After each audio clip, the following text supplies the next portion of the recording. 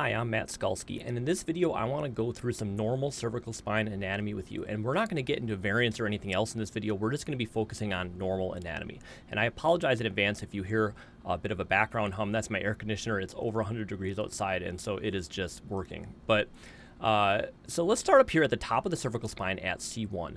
And so C1, we should see anterior tubercle up here as kind of this D-shaped structure, and then posteriorly we should see another D-shaped structure, which is our posterior tubercle. And then the posterior arch of C1 comes over with the two sides of it making up this, and they may be really well superimposed, or sometimes we'll see a little bit of obliquity there and see the two edges of the posterior arch separately. And the lateral masses, we really don't see all that well, but we see them just kind of poking out on the edges here. We see them a bit better on the A to P open mouth view, which we'll look at in a minute.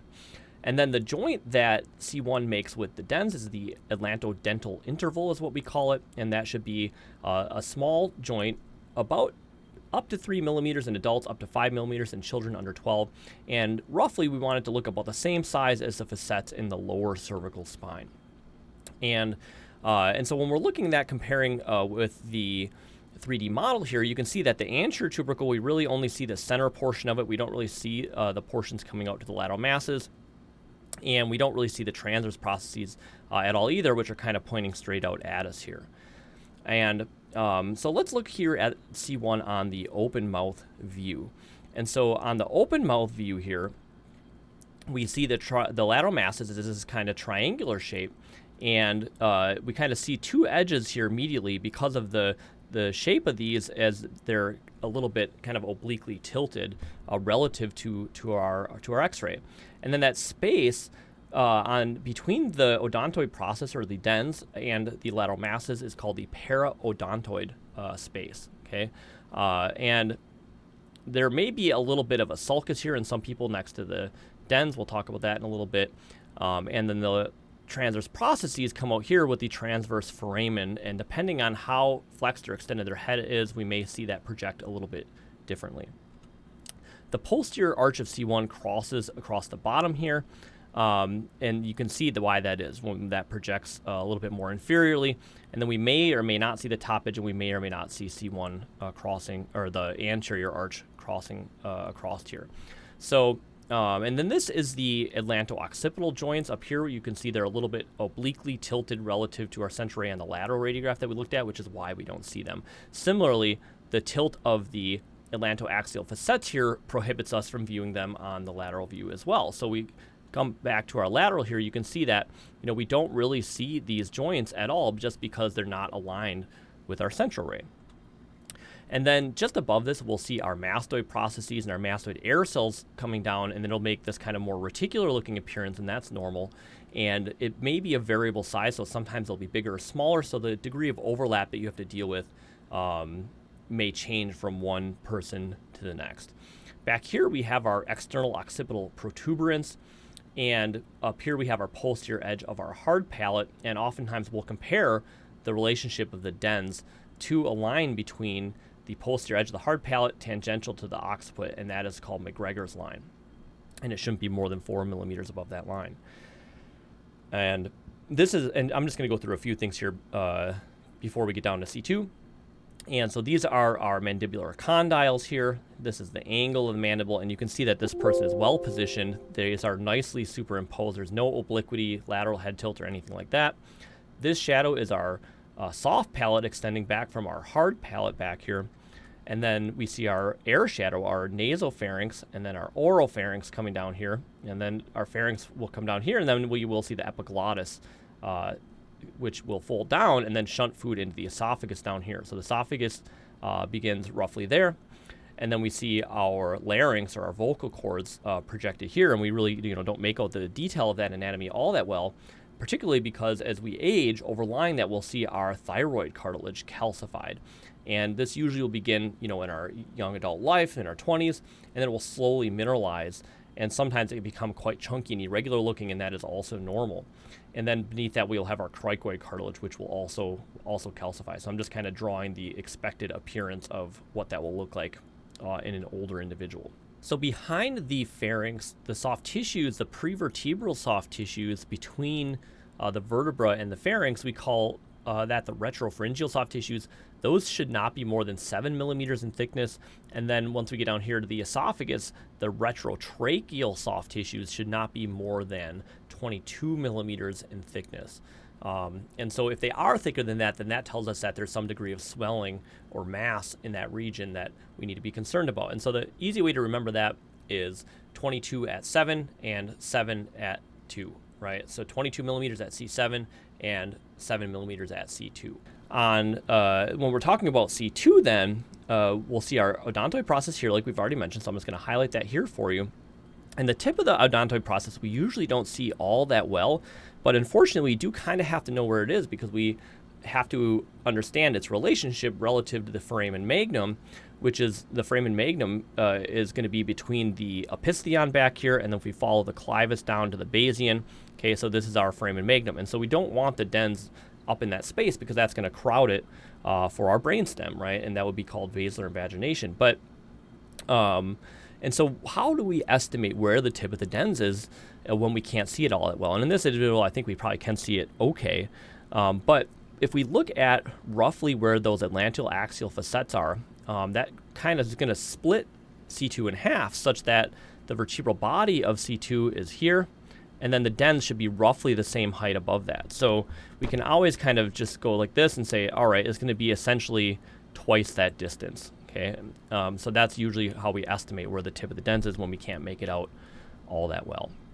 And then the body, you can see, has a convex margin typically coming down like this, and then it will transition into the concave inferior vertebral end plate, and you'll see that all of the inferior vertebral end plates tend to have that kind of concave contour, some people more than others. And the posterior edge of the body should come up continuous with the dens, and depending on the individual, they may have some degree of retroversion of the dens, and that is also normal. And then when we go back here from the atlantoaxial facet, we come down here into the pedicle/pars region of C2, and the reason I say pedicle/pars is it's kind of functioning as both of those structures because in the lumbar spine, as you probably know, we have a pars interarticularis between the superior and inferior articular processes. And we have a similar arrangement with C2 where we have this kind of facet that's separated from the other facets. We don't have these articular pillars like we do at the levels below. And so we have this kind of span of bone, which is functioning as both a pedicle and a pars interarticularis. Okay, and so here's our facet for C2-3. And in many, if not most individuals, we don't see that C2-3 facet all that well because it is a little bit different tilt than our other facets lower down in the cervical spine. So so this is our lamina coming back here to our spinous process, and we'll see where those lamina join up here at our spinal laminar line, and then we can see that there's another cortical line here where we split into our bifid processes for our C2 spinous process. And we look at the open mouth view here. If I step back, you can see that kind of triangular appearance with those bifid processes sticking down there. And all of the cervical vertebra will have a bifid spinous process to some degree. And they can be variable in their shape and morphology. All right, so that's what C2 looks like. Okay, and so and then one other thing I want to point out here is the transverse processes at C2 have a variable orientation, oftentimes pointing straight vertically. And when that's the case, we may see straight through the transverse foramen, either one or both, depending on how superimposed they are. So if you see a little lucent circle there, that's just the transverse foramen because their transverse processes are just a little bit more caudally oriented. And if we look at the open mouth view here in this individual, you can see that theirs actually stick out a bit more laterally, so we don't see that in this particular person. All right. So let's step forward here to the dens on the open mouth view here, and you can see that the odontoid process again is here. Our paraodontoid spaces, our lateral atlantoaxial facets, as we pointed out, and then we can see our pedicle/pars attachment to the body here-ish, and then here's the inferior portion of the vertebral body, which we've outlined, and then the facets we usually don't see all that well here, but sometimes if they have degeneration or hypertrophy, they'll stand out a little bit more. And for the open mouth view, how we can kind of assess the degree of head rotation to kind of know how much asymmetry we expect in these periodontoid spaces, we can just look at the line between their incisors here and see, does it line up with the center of the dens? And if it does line up, then you know that that's really well positioned and these periodontoid spaces should be symmetric. In this case, their head is a little bit rotated, and therefore we're seeing this periodontoid space project a little bit larger, but we don't have any offset at the atlantoaxial lateral facet alignment, and so we don't have to worry in this case that they have a Jefferson fracture or anything like that. Okay, so just showing you that bifid spinous process here. All right, so now let's talk about these lower cervical vertebrae, and they all have pretty much the same anatomy. They do become a little bit more thoracic in morphology as we get down in the C7 region, and depending on the individual and the size change from C3 to C7, you may see some slight differences in the size and dimension of these vertebral bodies. This person, has a very classically normal appearing kind of square vertebral bodies with a flat, even almost convex surface anteriorly. Some people will have a little bit more concavity, and then of course that will become accentuated as people generate osteophytes throughout their life. So this is the contour here, and again, we're going to transition into this concave inferior vertebral end plate, and then usually the superior vertebral end plate is going to be flat here, and we don't really see the uncovertebral joints that well. That's what this density is kind of coming up above the end plate. Okay, so that's our uncinate process, which we'll see better on the frontal view in a minute. And then these densities coming out here are our transverse processes, because you can see the transverse processes kind of come off obliquely and anteriorly oriented, and so they're going to be overlying the posterior superior corner of the vertebral bodies. And let me just turn this model here a little bit so that you can kind of see that contour a little bit better. So the pedicles actually come off like this. So we may see the pedicles a little bit on the lateral view. We usually don't see them that well. Some people's will be a little bit more angulated like this, which case we could see it on the lateral, but this individual is very similar to this model that I've made, where they're coming off almost at like a 45-degree angle. And then because the facets here, these articular pillars are so big, you can see that they may even overlap with the vertebral body on the lateral projection like we see here, because they are so far out lateral to the vertebral body. Okay, and so this is our articular pillar, so superior articular facet, inferior articular facet, or articular process, I should say. Pedicles kind of coming off obliquely. And the lamina in this case we see actually really well. Sometimes we won't see it that well. So it depends on how, again, oblique it comes off here. If it comes more posteriorly like this, then we'll see it. If it doesn't, if it comes more straight lateral to medial there, then we may not see much lamina on the lateral cervical view. But this person has nice long lamina, so they have a very patulous canal, which is good for them. So they're, they don't have congenital canal stenosis, but again, we may or may not see the lamina all that well on the lateral. And then where they meet up is our spinal laminar line, and then it comes down here into the spinous process, and then we'll see the little bifids to some degree typically sticking out there. And some people's will be, a bit more like this, some people's will be a bit more side to side, and again, that's very variable. It's just part of normal anatomy. And once we get down into the kind of C7, T1 facets, you may see a little bit more of superior articular process, and sometimes there's a little divot before we get down to the inferior articular process. And again, that's normal because that just gives them a little room when they extend for that facet to kind of glide into that space. All right, so that's the rest of that. So the lines, the alignment here that we're looking for, scan down the anterior vertebral bodies, scan down the posterior vertebral bodies, or George's line, scan down the spinal laminar line. That's kind of our normal line assessment for alignment on the lateral, in addition to, just the global lordosis and those types of things. All right, so let's actually, let me just skip back here for a minute, and let's just talk about the hyoid momentarily. So the hyoid bone, we have our greater horns, and sometimes we'll see our lesser horns. In this person, you can see the greater horns aren't fused to the body of the hyoid, all normal anatomy, okay? So sometimes when people take lateral radiographs because the patient will move their shoulders or their head, or for whatever reason they're just not positioned perfectly, and I just want to show you what that looks like. So if you see the articular pillars really nicely like this, and then you see a whole nother facet over here, that's just some obliquity to that lateral radiograph. And you can see their head is really nicely positioned in the lateral, but presumably then their shoulders are tilted a bit, because you can see that we see 2 sets of facets at every level. And so in these cases, you just have to go through and look and make sure they're paired the full way down so that you're not missing a facet dislocation or something like that. And this is a good example of that transverse foramen through the C2 spinous that we're kind of seeing here. Oh, here's a variant posterior ponical / arcuate foramen. 8% of the normal population has that. Again, no big deal.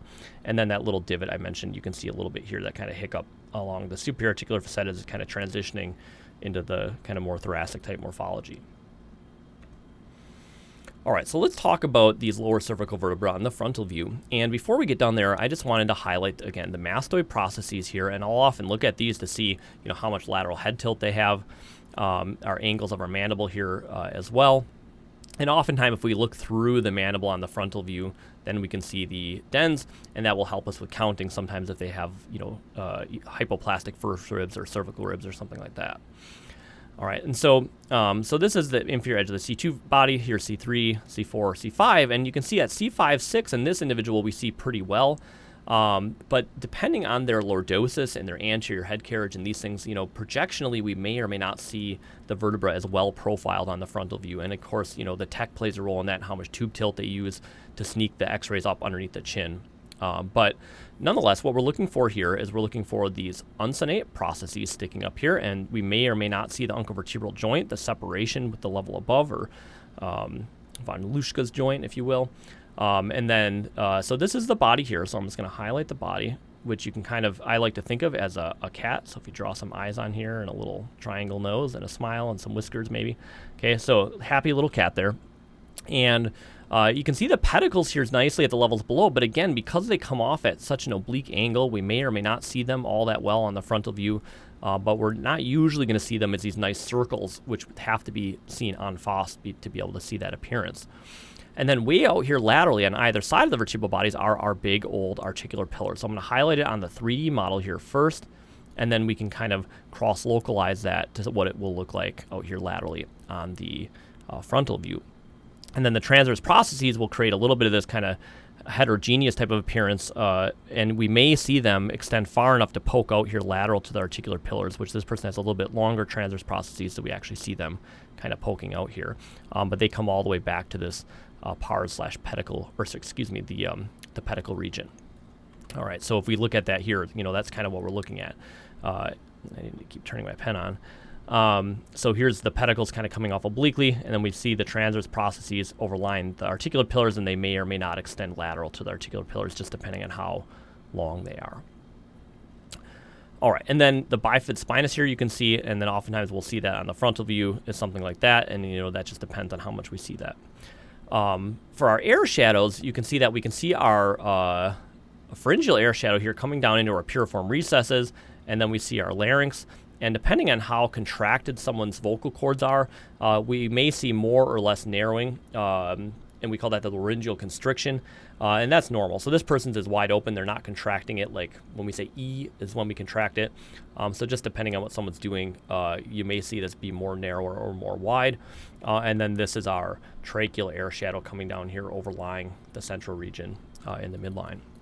And then, of course, always good to look at the lung apices and the ribs and those types of things on your frontal radiographs.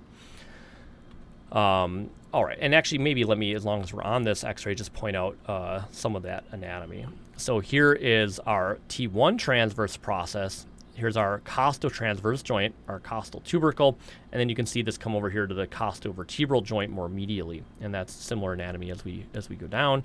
We may see our clavicles to some degree, and again, sometimes we'll get more or less of the upper thoracic region on our x-rays. You can see there's a little bit of a rhomboid fossa we're catching here, normal anatomy of the medial undersurface of the clavicle. That's our attachment for our costoclavicular joints. All right. I think that's all I wanted to point out there. All right, so let's look at this oblique view here. So if we're going to take someone who is in the lateral position and turn them into the oblique position, we don't just simply turn them 45 degrees. We actually do a bit of tube tilt so we can look nicely through the intervertebral neural foramina. And you can see that there may be a bit of overlap from the transverse processes or the opposite side lamina, so it's not going to be like a perfectly dark hole that we're looking through. Usually there will be some stuff kind of overlying it.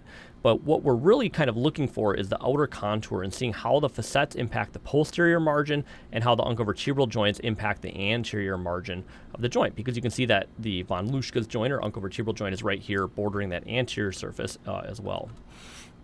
All right, so this is what we're looking at. Okay, so this is our neural foramen, and so usually we like to see them be kind of like this shape, right? So, oops, I didn't draw that well. Let me just try again. All right, where it's a little bit bigger on the top, a little bit narrower on the bottom, but it's nice and smooth and convex the full way around. And so if we see any kind of figure 8 type of appearance where we're starting to push in on either the front or the back, either or both, then we know that there's going to be some narrowing. And again, this is very susceptible to projectional changes depending on how they're positioned and how the x-ray is positioned relative to them. But that, this is a nicely positioned oblique. All of these look like nicely non-stenotic foramina. And then if we look through to the other side, we may see some of the facets project through the vertebral bodies. On the opposite side, these are the pedicles, and so this is the left, okay? So anything on this side is going to be on the left, anything over here is right. So these are our right-sided neuroforamina, and so this is a left posterior oblique. If we did left over here as a left anterior oblique, then these would be left-sided neuroforamina, but these are all right-sided because we can see that the left marker is up here underneath the chin. All right, and so these are actually the lamina shadows. You can see that that's kind of going obliquely, so maybe let me just turn these so you can see that. And so so the x-rays are coming in straight this way, right? So we're looking right down this lamina, and then we're looking right down this pedicle. So that's why we're seeing these as pedicles and these as laminas. And then depending on the spinous length, we may see those poking out here posteriorly. And then this is all just the articular pillars that we're seeing. And then because of the angle of facets, we don't really see the facet joint space really that nicely, but that's just a projectional thing. All right, so I think I covered everything I wanted to talk about there. All right, so just showing you two different individuals' normal lateral cervical spines, just so we can see that there are some, just normal differences. So I mentioned that you can have some retroversion of the dens, and that's actually okay. So as long as there's no anterior tilt or offset, then we're in good territory. The little D back here is a little bit more elongated. Like I mentioned, it doesn't quite, have the same contour as anterior, but again, that's just normal. It's a variant for them. And this individual's pedicles come out much more straight posteriorly, so we actually see them, whereas this person's comes off more obliquely, so we don't see them at all. So just depending on the person, you may or may not see the pedicles. And then similarly, you can see their lamina nicely, but again, it's not unusual to not see the lamina on the lateral view. What else did I want to point out as differences here? I think that was it. This person has a little bit more thyroid cartilage calcification, also normal.